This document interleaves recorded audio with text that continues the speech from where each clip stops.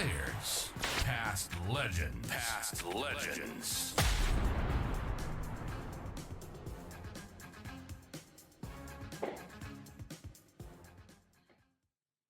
Tonight we're pleased to welcome Chris Thedgold, the lifeblood of Sturt Football Club, aboard. Interestingly enough, started at North Adelaide in 1990, a couple of games, and did kick a goal. We will get to that, Threaders, what happened there. Then 91 to 2002 at Sturt, 223 games, 11 goals. Currently also football director of the Sturt, long-serving football director of the Sturt Footy Club. Welcome aboard, Threaders. Thanks, Robert. Thanks for joining us, mate. With most of our guests, we do a bit of research and like to find out where it all started for you. And just looking at some of your stuff, you probably started your footy back at Prince Alfred College. Well, yeah, and I probably started at Walkerville? Walkerville, Yeah. actually. It was where I played my junior football. So how many years at Walkies, Threaders? Or geez, like under 8s and under 9s Yeah. and that sort of thing. And then back then they didn't sort of double up quite as much as they do these days, where you play Saturdays and Sundays, because you played club footy was always Saturdays, and then school kicked in, so sort of gave that away, and then sort of played school football, and then into sort of Sandboy Cup type stuff at North Adelaide. So you were zoned to North? Yes, yeah, I lived in that area, hence playing for Walkerville, and my old man was the vice president of North Adelaide, long supporter of North Adelaide. So yeah. Yeah. Okay. So I know we're starting this early in this regard, Threaders. So what happened with North Adelaide? Because I did think there was a family connection. Yeah. I suppose I was there in an amazing era. Sort of the likes of the Jarmans and the Reddens and all of these sort of guys. And I was a young kid, and Mick Noonan was a pretty hard taskmaster, and Yes. sort of played a bit of reserves and maybe a league game or something, and sort of got to the stage where Mick sort of moves people on pretty quick, and it probably just wasn't the right spot for me at the time. And fortunately, I got a opportunity to go to Sturt, which it was probably the best thing that ever happened to me. So does that mean you played 17s and 19s at North as well? Yeah. I played Sandboy Cup. Yeah, I thought you were Sandboy Cup. Yeah. McAdam and Carey, and quite a few good players in our era of under 15s and 17s. And sneaking forward for a goal, you don't mind a goal every now and then? Yeah, I don't know about that. I think it's probably fairly lucky. I think over about 230 games or whatever, 11 goals is not a great return, I don't think. What was like Wayne Carey playing like with him as a kid? Was he in? Did he have an aura about him, and even as a kid, or not? Or did you feel? Did you think, hey, this guy's going to be pretty good, pretty special? Yeah, no, I think we all thought that Duck was always going to be pretty good, and I think we all knew from an early age that VFL clubs had their eye on him from an early sort of an age. So yeah, no great surprises to see that he went on to do what he did. I don't think it was pretty clear from a reasonably early age, I think. And who did you debut against for North Adelaide? Oh, good Lord. I knew you'd ask something like that. My memory for those sort of facts is not particularly great. I got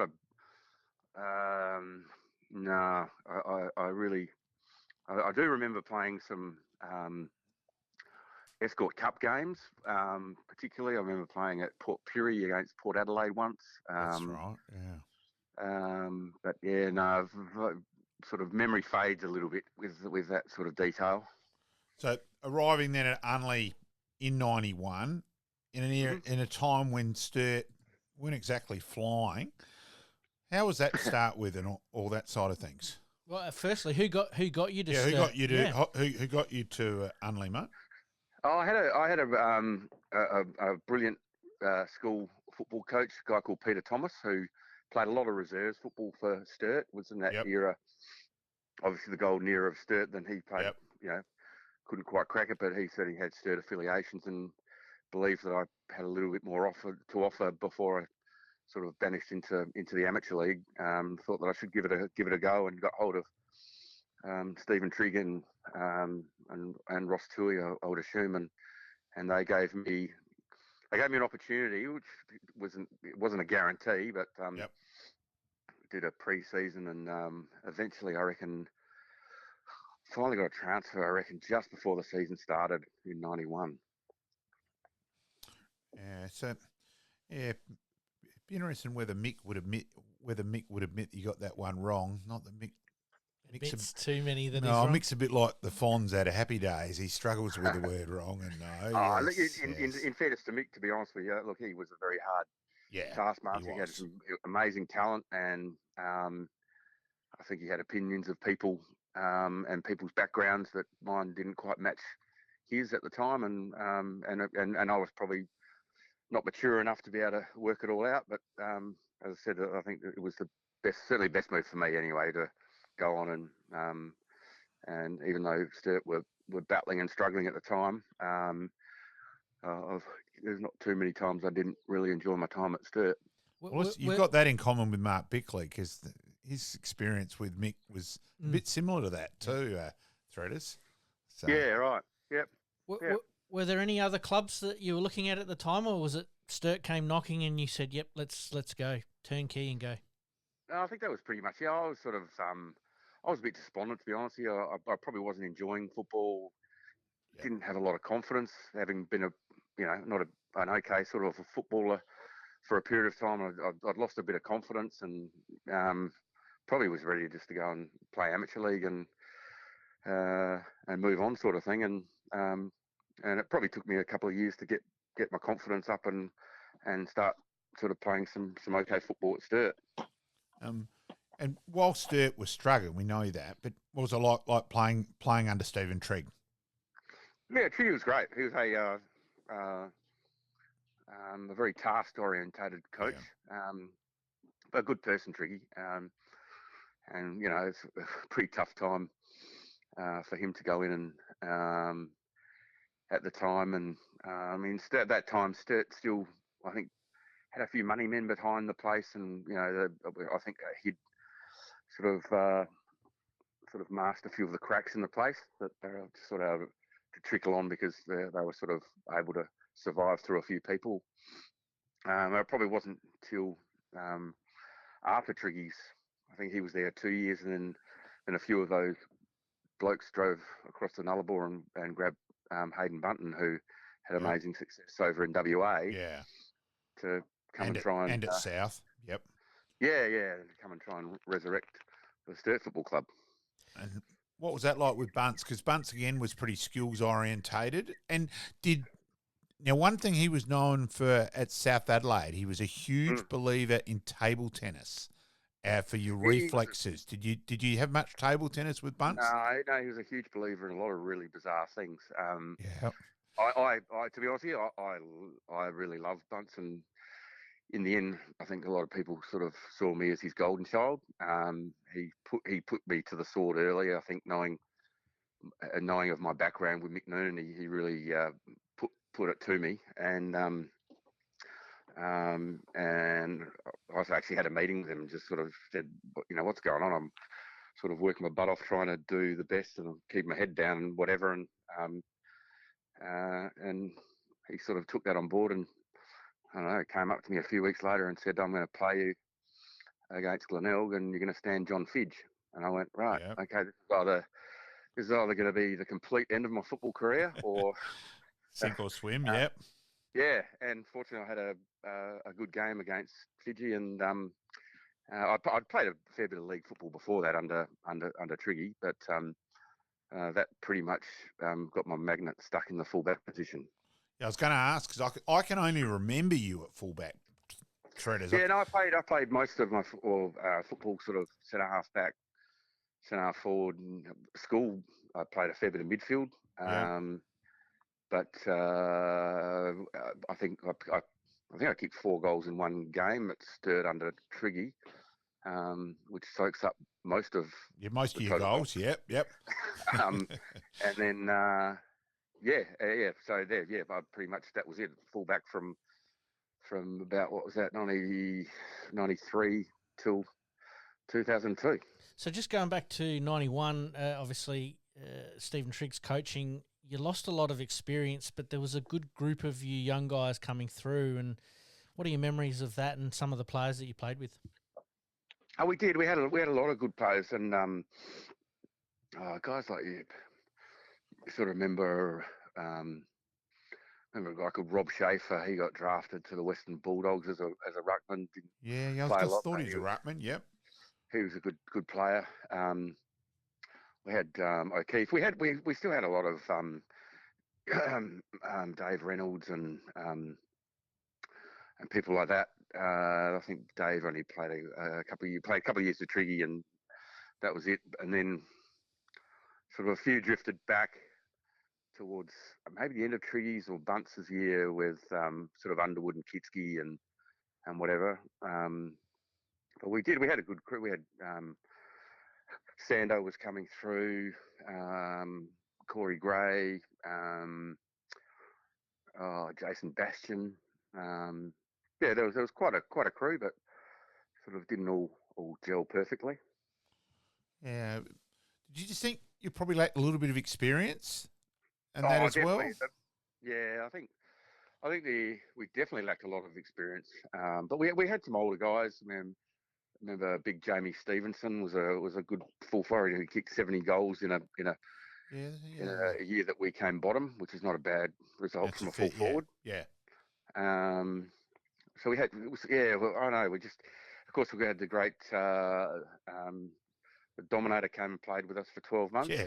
What was that like? Yeah, it was kind of bizarre. Yeah. Again, I think the money men sort of went and got him and thought it was going to be the Great White Hope. And, there's some people you get to play with, and I know he's had a lot of different experiences and traumas in life, but it probably wasn't the right thing to do, to be honest with you. It was pretty cool as a kid to play with a guy like that, but it wasn't probably the right thing to do. Oh, I think, too, it's a classic still. I reckon people classify the SNFL and think, doesn't matter if they're gone at AFL level, they'll still come over and dominate SNFL. Well, it's bullshit. Once the body's gone, it's gone. It's virtually gone at all levels. It's you might be okay at amateur league, but SNFL is still way too quick for a broken down body. And I think people are finally starting to realise that with things like that. Yeah. Yeah, definitely. We move on to 94, mate. Just before the season started, the club's rocked by the sudden passing of club legend Jack Odie. What's your memories of that? What are your memories of that? Yeah. Funnily enough, they're not big. I always knew that. You didn't play under him, and he was getting on. Yeah. No, but obviously everyone.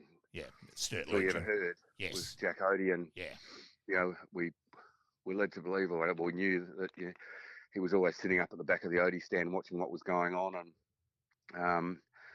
and certainly not in any disrespect, but I think everyone found it hard, because such a big person of the club was around. I don't remember much of the passing, to be honest with you, and what that was like, but obviously what he did for the club was absolutely incredible.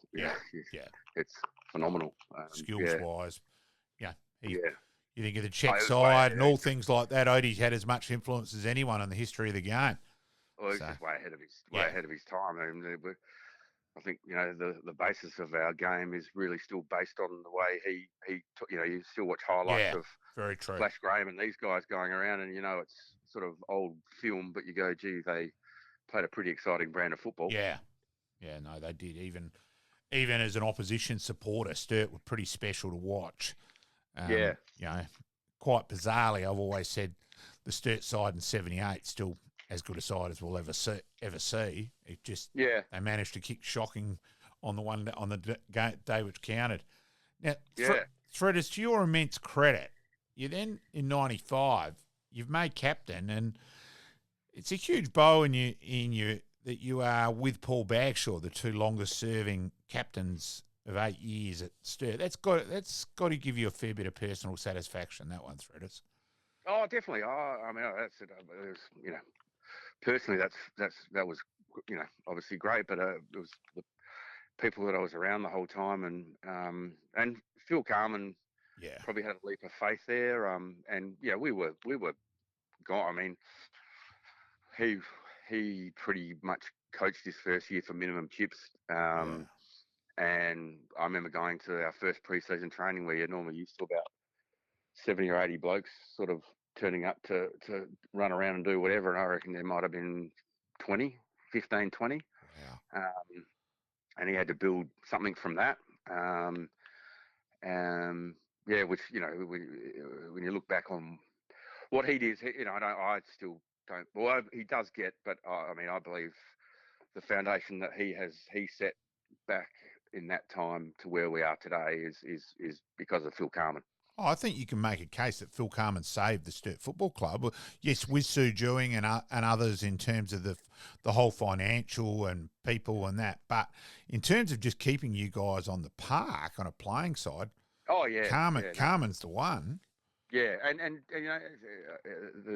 obviously the personality of Carman. I mean, he when we were absolutely horrible, I think people still came to the football because Phil Carman was coaching the Sturt Football Club, and also with Phil, sometimes you never knew what you were going to quite at presentations and all that sort of stuff. So it was all a bit of fun, and certainly I can't speak highly enough of my time under him, and what he's achieved in football was far outweighs that. But I think in his book and everything, other books, he's always his time at Sturt with he and Wendy was the best time of their football life. To your huge credit, to Sturt's credit, and look, he went through more clubs than hot dinners, like not just the 4 AFL clubs. After that, it was club after club around the traps that he classifies Sturt as his football club, which I think that's a massive credit to you guys and to Sturt.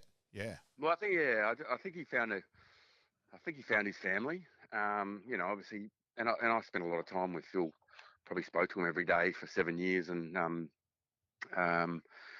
would love going around having a stubby with him on a Sunday afternoon and talking with him and Wendy and whatever. And we were always he was the caretaker at St Peter's St Peter's College, and we do our Friday morning weir runs from his place, and we're always gathering at his place, and always had Reese and Georgie. You were always in the change rooms as young kids, and it was it was certainly a real family for him. Just taking a step back a little bit, just before that period, before Phil arrived, Sturt and Norwood embark on an ambitious plan to amalgamate with a view to enter the AFL as the second-based Adelaide team. What were some of the murmurings or thinking around that from Sturt's point of view? We've heard a couple of Nord people talk about it, but what was it like from Sturt's point of view? Again, it was a hard one because it really.